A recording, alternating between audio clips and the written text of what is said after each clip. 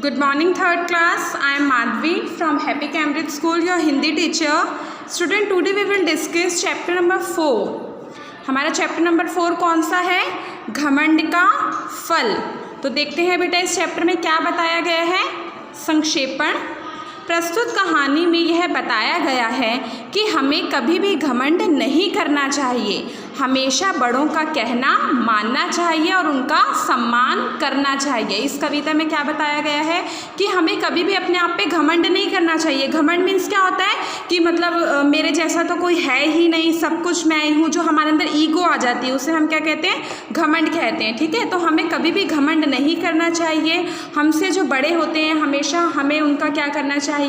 कहना मानना चाहिए और उनका सम्मान करना चाहिए। तो देखते हैं इस चैप्टर में क्या बताया गया है।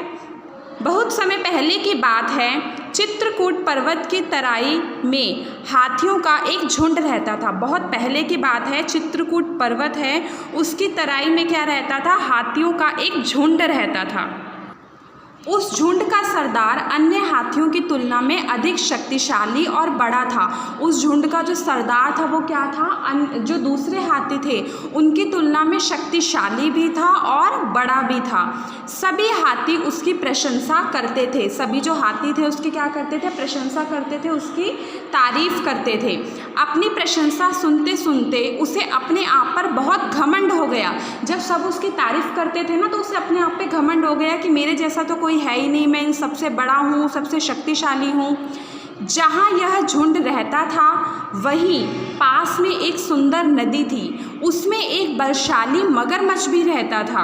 अतः सभी हाथी नदी से दूर रहते थे। अब क्या हुआ कि जहाँ पे ये हाथियों का झुंड रहता था ना उसके पास एक बहुत सुंदर सी नदी थी। ठीक है, और उस नदी में एक बलशाली बहुत ही शक्तिशाली मगरमच्छ रहता था। ठीक है, तो मगरमच्छ के डर से जो सभी हाथी थे ना वो उस नदी से दूर रहते थे, क्योंकि सबको ही डर लगता है वो मगरमच्छ इतना बलशाली है। तो सभी हाथी क्या रहते थे? उस नदी से दूर रहते थे। यह बात मालूम होने पर हाथियों के सरदार को बहुत घमंड हुआ। उसने सभी हाथियों से कहा, तुम सभी निडर होकर नहा लो, लेकिन सभी हाथियों ने मना कर दिया। जब ये बात जो हाथियों का सरदार था जिसको बहुत घमंड था उसको मालूम हुई कि सभी डरते हैं उस मगरमच्छ से, तो उसे बहुत घमंड हुआ, अरे मैं क्यों डरूं, मैं तो बहुत शक्तिशाली हूँ। तो उसने क्या बोला हाथियों को कि तुम टेंशन मत लो, तुम निडर होके, निडर मीन्स बिना डर के तुम जाओ और नदी में नहा लो। लेकिन जो सभी हाथी थे उन्होंने क्या कर दिया? मना कर दिया, क्योंकि सबको ही डर लगता है। एक दिन घमंड में चूर वह सरदार अकेला ही गहरे पानी में चला गया। अब एक दिन क्या हुआ, उसको घमंड तो था ही कि मेरे जैसा कोई नहीं है, ये वो है, तो वो क्या हुआ? अकेला ही गहरे पानी के अंदर चला गया। अन्य हाथी नदी के किनारे नहा रहे थे। जो दूसरे हाथी थे वो क्या कर रहे थे? नदी के किनारे नहा रहे थे। वो किनारे पे नहा रहे थे बाकी हाथी, और वो क्या चला गया? गहरे पानी के अंदर चला गया। कौन? हाथियों का सरदार। इसी प्रकार कई दिनों तक उनका नहाना चलता रहा।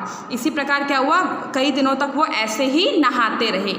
एक दिन एक बुजुर्ग हाथी सरदार एवं अन्य हाथियों को काफ़ी समझाया, लेकिन सरदार घमंड में इतना चूर था कि किसी की बात नहीं मानता था। अब एक दिन क्या हुआ कि जो एक बुजुर्ग हाथी था उन्होंने अन्य हाथियों को बहुत ज़्यादा समझाया कि मतलब इसके अंदर मत जाया करो, वो बहुत शक्तिशाली है मगरमच्छ, ये वो है। लेकिन वो तो घमंड में इतना चूर था हाथियों का सरदार कि उसे किसी की बात नहीं समझ आती थी, वो किसी की भी नहीं मानता था। वो जाता था और नदी में नहाने चला जाता था। इस प्रकार रोज़ नहाने से सरदार एवं हाथियों की हिम्मत बढ़ गई। रोज़ रोज़ नहाते थे, उन्हें कुछ भी नहीं होता था, तो क्या हुआ? जो हाथी थे उनकी हिम्मत बढ़ गई कि हाँ ये सरदार नहाते, इन्हें कुछ नहीं होता तो हमें भी कुछ नहीं होगा। अब वे निडर होकर नहाने लगे। अब वो कैसे नहाने लगे थे? निडर होकर, बिना खौफ बिना डर के नहाने लगे थे। तो आज के लिए इतना ही। देखते हैं नेक्स्ट क्लास में क्या होता है। क्या इस हाथी का घमंड चकनाचूर होता है या फिर इस हाथी को अपने घमंड का क्या फल मिलता है, ये देखेंगे हम नेक्स्ट क्लास में। जब तक आज के लिए इतना ही। आपका होमवर्क है, आपको इस चैप्टर को घर से अच्छे से रीड आउट करना है। ठीक है बेटा, थैंक यू।